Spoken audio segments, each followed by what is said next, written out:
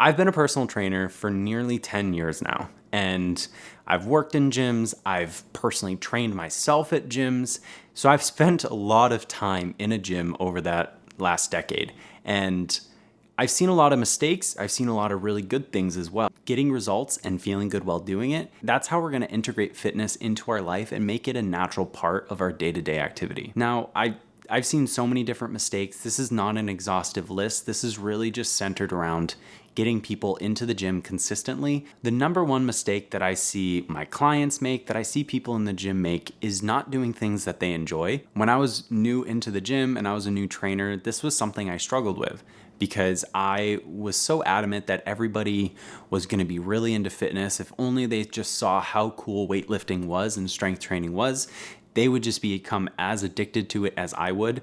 And obviously, working with the general population, that is not the case at all. Most people don't enjoy training. I've worked with clients for 3 years and they would stop the moment I stopped working with them.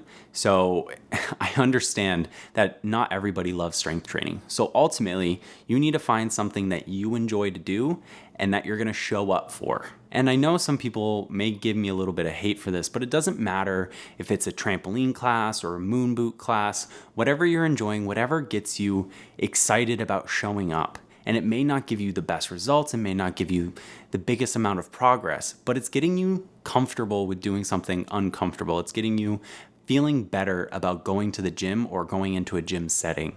Because it can be very scary, it can be very intimidating, not knowing what you're doing, not knowing anybody there. But once you get your foot in the door, you may find that you want to step out onto the gym floor and start a different program outside of the classes. If you want to learn how to make fitness a natural part of your life, to live longer, thrive more, and be happier, make sure you hit that subscribe button down below. Number 2, which is form. And it's a really big topic and not really something that I can discuss. It has to be more on an individual basis because everyone's going to have different body types. Everyone's going to have different injuries that we have to work around. But generally speaking, there are a couple guidelines that we need to ensure are consistent throughout all of the workouts. My number one tip is to think about each exercise as a skill. We are trying to develop skills for specific movements, so we need to take our time trying to fully understand what we're trying to get out of that movement.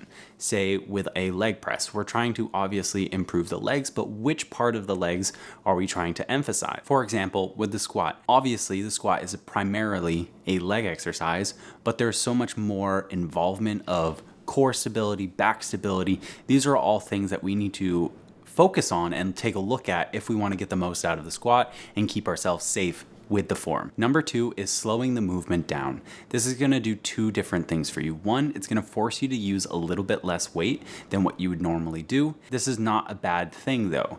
We are making our muscles do the work when we are slowing it down and not relying on a stretch reflex when we're doing a movement very quickly and kind of bouncing through the bottom. For powerlifting and strength sports, this is great. That's ideal. You're using a mechanical advantage. But if you're trying to get the most out of the muscle, if you're trying to get the bang for your buck in the gym, you don't want to do this. You're going to be really surprised how much harder things get when you slow the movement down. It also gives you the time to really analyze how your body's feeling and different ways that you can manipulate the movement to feel your chest more or to be a little bit more purposeful with your movement. Watching YouTube videos or watching people that you trust do the exercise, it's going to give you the ideal of what you should be looking for beyond just a photo. When I first started training, when I first started getting into weightlifting about 15 years ago, YouTube was my primary resource. And today, YouTube is even more important for helping people get started with fitness. There are so many great creators out there. Go look for different movements, different exercises that you want to try to do, and they'll have plenty of tutorials. And the last one, that's the most intensive, but it's also going to speed the process up the most, and that's hiring a specialist or a personal trainer. These people have trained their whole life and have dedicated themselves to helping people improve their movement patterns and their ability to perform exercises. So working with someone like this, it is expensive, but it takes a lot of the guesswork out of it for you, and it enables you to totally almost turn your brain off and really just allow someone to say exactly what you need to do for you based off, again, your body and based off of your limitation. Number 3 is doing the same things over and over and over again, or completely changing everything up every single workout. These are two very different things, but they have the same exact outcome. There's going to be a decreased amount of progress. You're going to run the risks of getting injured. The lack of variability and or consistency slows your body's ability to progress or gives you no progress at all. There needs to be some level of consistency to help our body improve on the actual skill of the movement, and then therefore start pushing ourselves on performing the movement with more weight or more repetitions. If we're constantly changing, then we have no consistency with the movement patterns, and our body's constantly trying to learn new things and not fully able to express its strength or conditioning. It's the same thing for practicing for any sport. We need to develop these skills over time with some level of consistency. But if we're never changing any of our exercises, our bodies get very accustomed to what we're doing and gets really good at being efficient and not pushing itself as hard.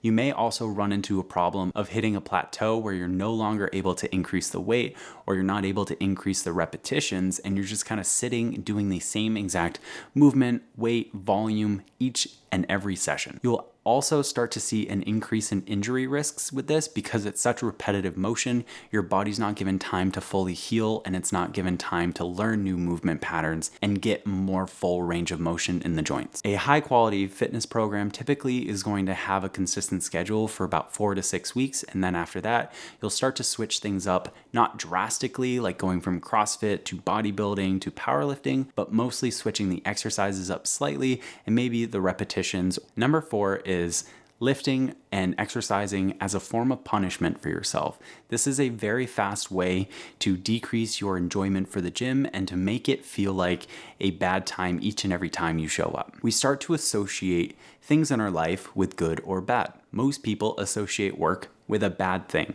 So no matter what kind of day it is, if they're showing up at work, they're gonna feel bad. Same thing with going to the gym. If you associate the gym with feeling bad or sucking, you're going to feel bad and you're going to feel like it sucks each and every time you go. So instead of using the gym as a punishment for what you ate or what you didn't do or the activity you didn't do throughout the course of the week, use it as a way of improving your mood, improving in the way you feel, how confident you are about yourself, and linking those things with actually exercising and lifting. And this ties in with not all gym workouts need to be balls to the wall. Not all gym workouts need to punish you and make you feel like you just got the biggest workout, the best workout ever. Sometimes the best workout for you is something that's going to focus on mobility or focus on cardio or give you a little bit more restorative of a session in the gym. And that's okay. That's going to still progress you in your goals, but it's going to be a better touch for you in that moment. And that can be tough to know when and where that needs to fit into your workout sessions. But over time, you'll start to learn, maybe I need to back it off a little bit today to help me feel better for the next session. And ultimately, I don't know about you, but if I feel like I'm getting punished for something, I'm going to rebel harder and I'm going to fight back. So if I feel like the gym is punishing me or I'm punishing myself for the gym, I'm going to do the total opposite and do exactly what I'm punishing myself for. And it's a vicious cycle of ultimately not going to the gym and doing things that are making me feel worse about myself. The common thread of everything today is building consistency around showing up to the gym and doing something for yourself. The last thing, and it's more of a personal pet peeve that I see so many people do in the gym, and it's cardio with weights. Do cardio or do weights. Don't put them together. It's like all of the tools we have in our kitchen or have anywhere in our house where it promises to do 15 different things exceptionally well, and then we finally get it and it does none of those things good, and we end up using that single tool that does each individual job exceptionally well because it sucks. It's frustrating to use that all-in-one tool that doesn't do anything all that well.